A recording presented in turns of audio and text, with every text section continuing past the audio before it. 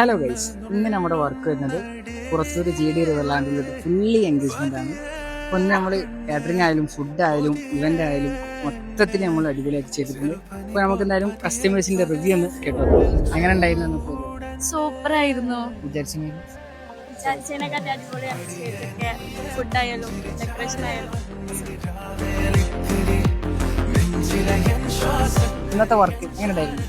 നല്ല ഉഷാറ് ഫുഡൊക്കെ സെറ്റപ്പ് പരിപാടിയായിരുന്നു. ഇനി വർക്ക് കിട്ടുന്നു.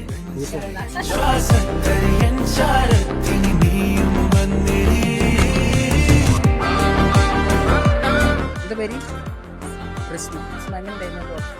അടിപൊളിയായിരുന്നു. ഇന്റെ തന്നെ ഞാൻ പ്രീ ബുക്ക് ചെയ്തിട്ടുണ്ട്.